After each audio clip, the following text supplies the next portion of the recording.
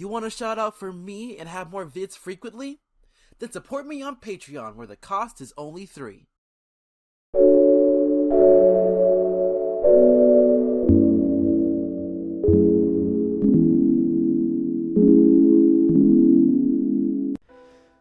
Derogatory terms. Easily one of the most difficult things to deal with for every individual, no matter what race, religion, or sexuality you are. A lot of these terms are used in a way that diminishes a person's feelings of value towards themselves. These terms can talk about your race, your sexuality, even your basic interests.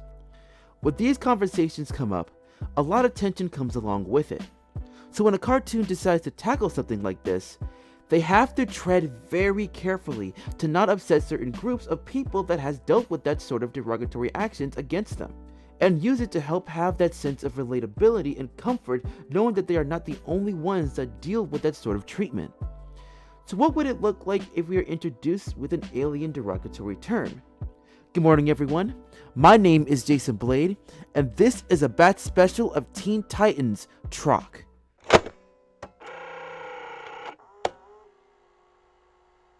The episode starts off with a space battle that has entered the Earth's atmosphere, as we see a steroid-induced Silver Surfer-like character that's flying for his life.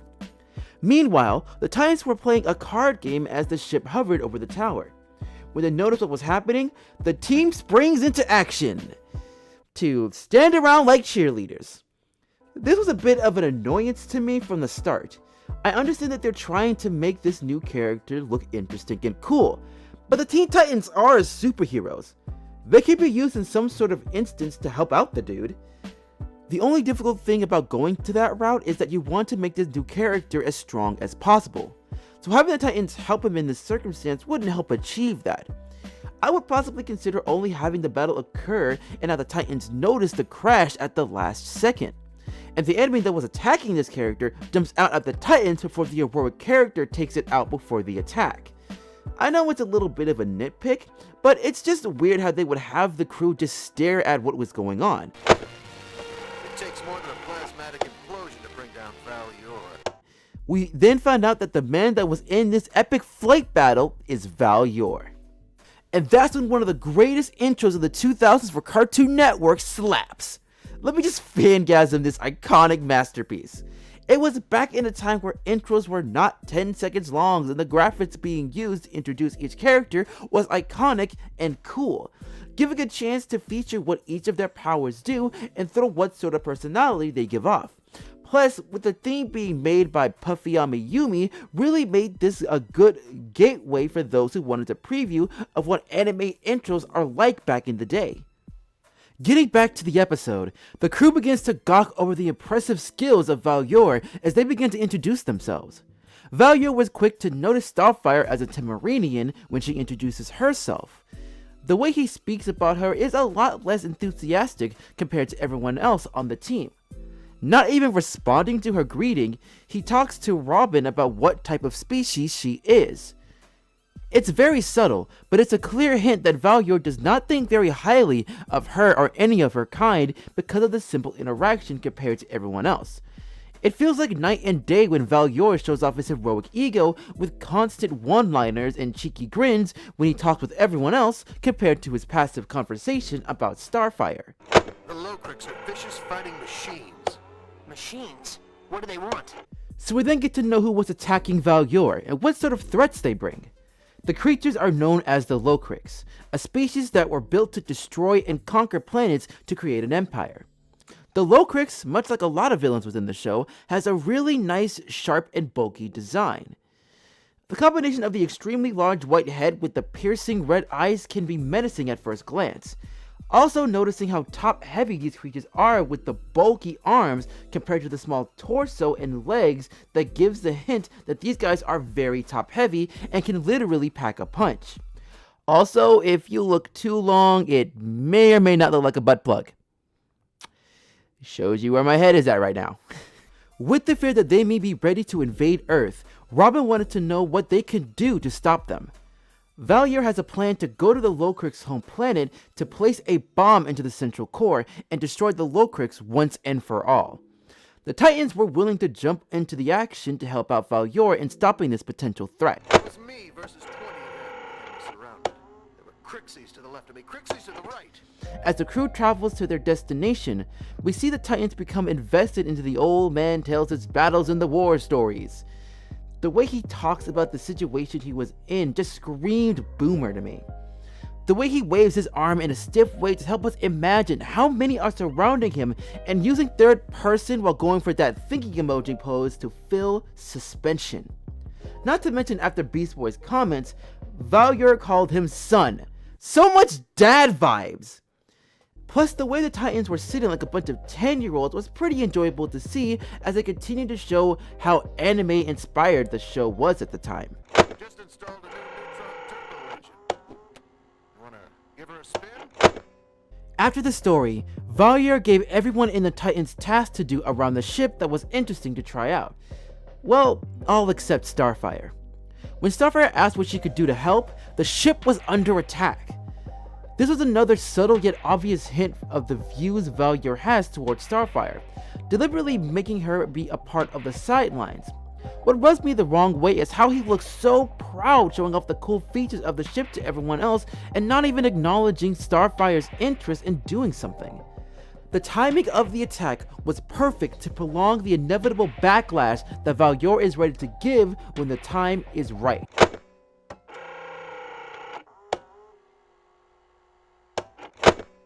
Valor tells Cyborg to man the ship and scout for any more Locrics that could be en route to attack. After that, he tells Robin, Raven, and Beast Boy to help battle against the invaders, once again ignoring Starfire. At this rate, it's becoming more blatant of what little value he sees in Starfire, but she was still aiming to help in the attack despite not being acknowledged.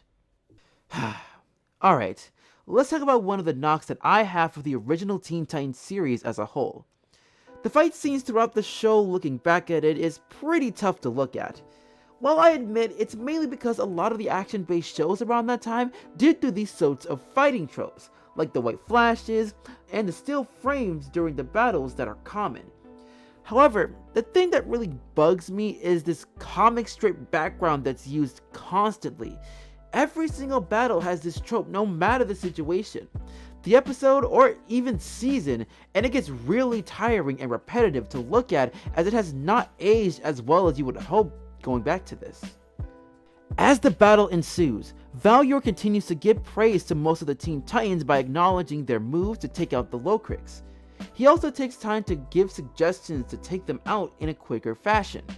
But when Starfire makes a mistake while trying to take one out, he is very quick to lash out on her.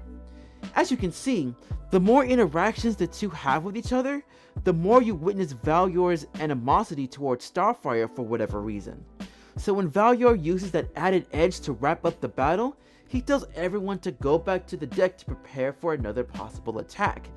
As everyone left, Starfire took the time to apologize to Valor for the mistake she made. And Valor responded with, well, what you would expect.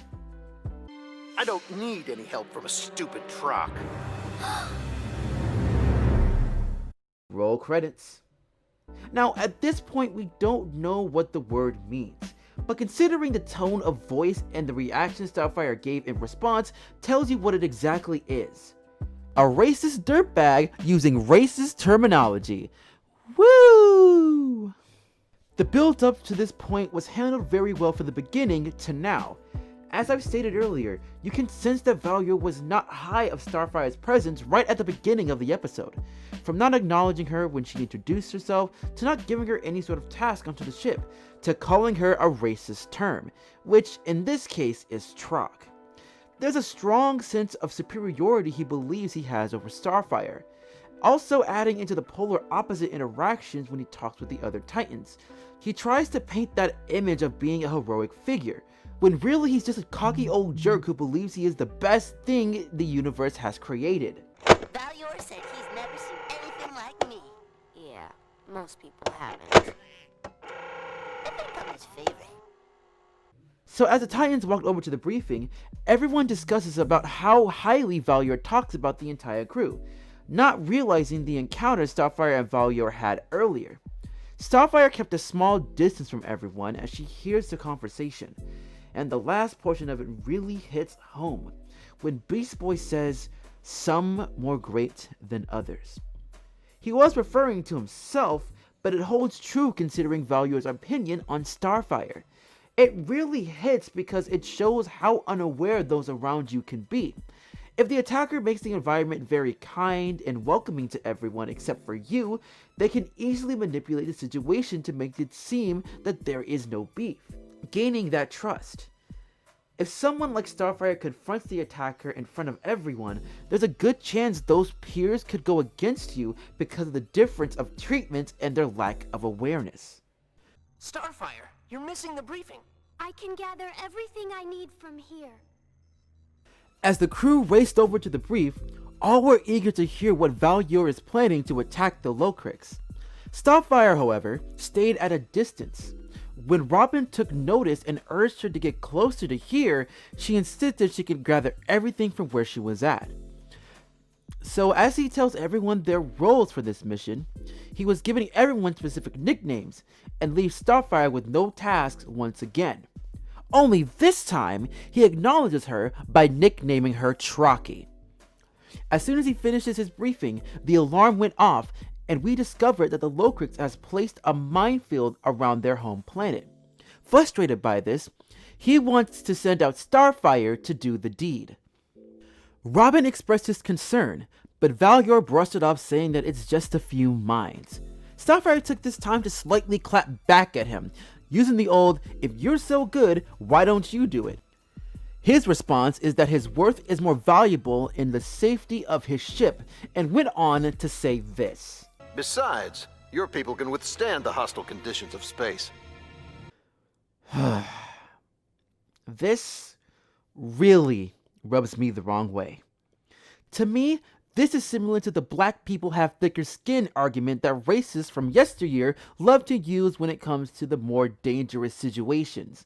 Not to mention, the thought of the thicker skin, the dumber the person, was also seen as a fact back in the day. Comparing it to the statement Valor placed on Starfire in this circumstance makes me sympathize with what she's having to deal with someone with such a racist ideology. Are you sure you want to do this? I wish to prove my usefulness. As Starfire sets up, Cyborg comes by making sure she is fine with doing the task. When she tells him she wants to prove herself, Valor comes on to tell her to get to it, Trocky. When Cyborg asks what he means by that, she replied with, It means nothing. The way she answered does make me feel more sympathetic towards her. Given her tone of voice, the name definitely affects her hard. While we don't know the meaning at this moment, it's certainly something that is very degrading. However, saying that it's nothing could backfire on the victim because it helps normalize the use of the words even if it affects you. Something similar to the N-word for blacks, the F-word for the LGBT community, and the R-word for the autistic individuals. While yes, the impact of these words depend on the individual, there are times where people take it too far and it can start to weigh on people much harder. What makes it worse is that those who want to use the word could try to use the person they receive permission from as a scapegoat to say it while others are there. And that is not fun to be around, let me tell you. Nice and easy. We don't want any mistakes this time. I will not make any. So we see Starfire try to move the mines in a safe position. While doing so, Valor continues to throw shade against Starfire. While her friends were showing concern and hoping for the best, Watch it, Trocky! They're on a collision course! just as she prevented the collision between two mines, she accidentally triggered one and had to rush it out of range of other mines. When it exploded, the Titans thought they lost her, and during that brief grief, Valor was smirking. Starfire then communicated to the crew that she was able to get the job done, which resulted in the Titans cheering her on, while Valor looked indifferent to the results. When Starfire returned to the ship, we see Cyborg happily greeting her by saying, Way to go, Trocky! and that resulted in Starfire lashing out at him for calling her that. Cyborg was confused, thinking that it didn't mean anything. Then Starfire explained that the meaning of the word Trog is nothing. a person that is considered worthless. She tells him that other races consider Tameranians to be more inferior, and that the name is associated with them constantly. Cyborg understood what she was talking about with how he explains why she was silent about the name. Starfire, feeling more comfortable talking about this, asked how he knows what it feels like dealing with such negative judgment based on looks. Of course I do. I'm part robot. Dang it! They missed a huge opportunity with that.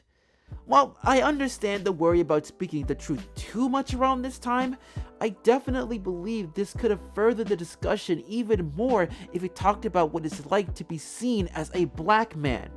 Sure, the robotic features are considered more freakish, but it does feel like a bit of a cop-out. On the other hand, being the only African American on the team, baking on that fact could help fill in the hole of what this episode is about. Perhaps we should inform Robin later. He'd want to know now. So Cyborg was ready to tell Robin about the situation, but Starfire was hesitant still because of how likable Valor is at the moment. Cyborg reassured her that he would want to know now, because they all know each other for a lot longer and have a much stronger bond at the end of the day. We cut back to Robin enjoying a conversation with Valor, seeing how Valor is building a mentor-like relationship with him. When Cyborg and Starfire came in, they took Robin aside and let him know the full details of what Valor has been really calling her. This really angers Robin and wants to demand an apology from Valor. However, Starfire didn't want to pursue him just yet due to the mission at hand. That's one thing you can appreciate for Starfire. She has always been the one willing to put her goal in protecting others over her own personal issues. It really puts into perspective that it's more important to focus on being able to show your worth to those that will truly appreciate it compared to the ungrateful punks like Valor. Guard the ship truck. No, I am going with you. When they arrived at their destination, they were already under attack by the Locrics as they were expecting the crew. So Valor gives the plan, letting Cyborg and Robin take the front lines while Beast Boy and Raven protect the escape route. Only this time, Robin questions what Starfire's role is in this mission. When Valor tells her to guard the ship, she builds the courage to stand up to him and places herself in transferring the Eradicator with Valor. He gets snappy with her, saying that this was an order, but she replies with the good old, I do not take orders from you. If my friends go into danger, so do I. Besides, my people can withstand hostile conditions. You tell him. So as the crew landed, they were met with the biggest army of the Locrics that they faced. While most of the Titans were fending off the army, Starfire and Valor make their way to the center core. Valor continues to pester Star, saying she's in the way, which in response she continues to kick butt and take names. No matter the number of attempts she tries to help Valor, he always shoves her aside due to his strong belief that everything that Starfire attempts to do will slow him down, when really it's the exact opposite. Now, I'm going to get out of here before she blows, but you're welcome to stay. When they arrive to their destination, Valor successfully placed the Eradicator into the center core. After doing so, he continues to make snarky comments about him not needing Starfire's assistance and was even encouraging her to stay and get herself blown up. That's when an entire force field boots up in between them, trapping Valor in with the Eradicator completely powerless. Even though Starfire was ready to help him, Valor continues to show how little he thinks of her by telling her to leave and saying there's nothing she could do. Even in the brink of death, instead, she defies him once again and begins to open up the force field with her bare hands. Even with her hands out for him to grab, he was still trying to deny any sort of acceptance by saying, "Keep your filthy hands off me, Troc." Then Starfire responds with this awesome line. You may not value my life, but I still value yours. And she was able to successfully get him out and escape the blast, and the Locrics shut down for good. When Starfire arrived with Valor on her shoulders, the Titans gave her the credit where credit is due. I think that this sequence shows the embodiment of how much more worth you can have compared to the level of what other people believe. While it is true that the words of people who belittle you based on race makes you feel that nothing has changed, it's good to remember those who loves you and knows how powerful you can be. Seeing Robin back up Starfire by making Valor acknowledge her is a great way to show that support. Plus, the best way to prove those who think little of you wrong is by showing how well skilled you are. Being able to prove that you can overachieve in a task can be able to help show how wrong the doubter is, no matter how hard they deny it. Even more so when your peers are cheering you on and supporting you. Starfire was able to show how much of a badass woman she is. Taking out a large amount of the Locrics, opening up a force field with her bare hands, and pulling her heckler out of the force field and barely escaping the explosion with this big meathead on her back.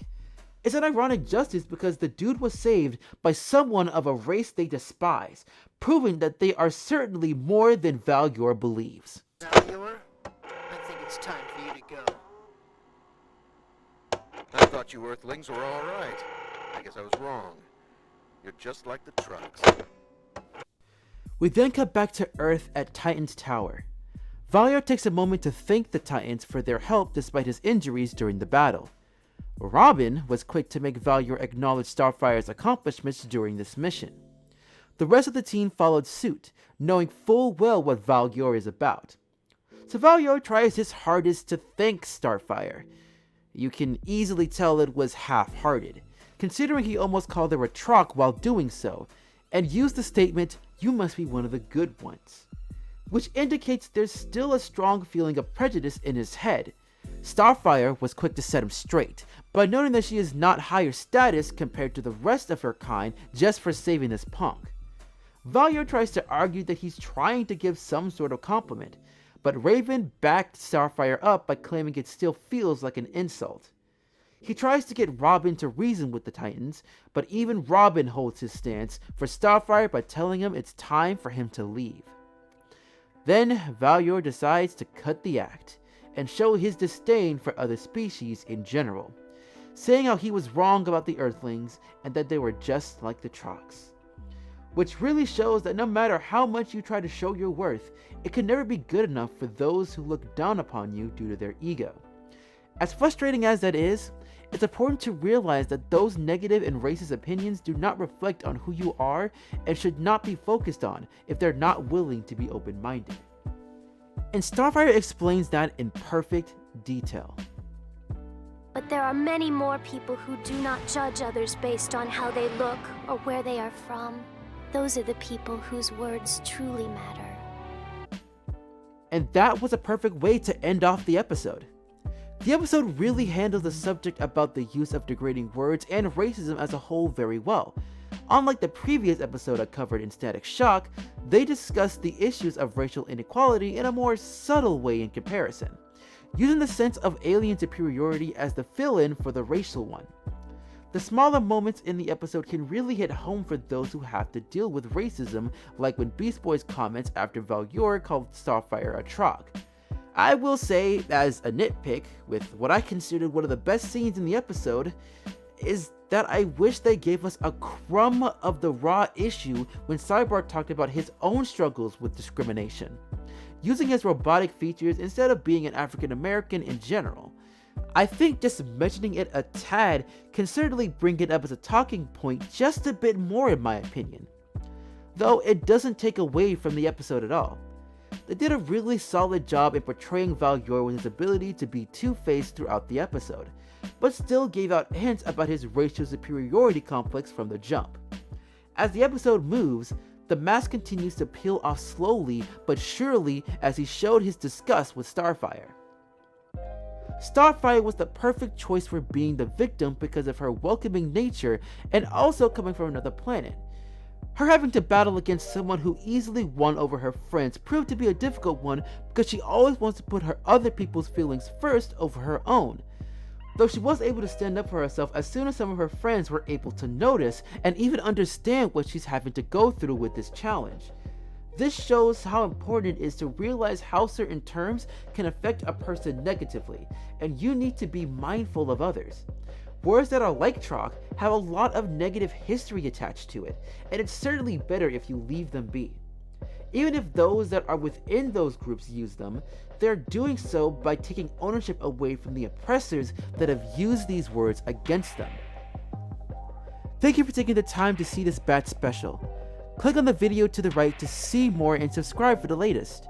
And you can send your take about this episode in the comments section below. Until then, good afternoon, good evening, and good night.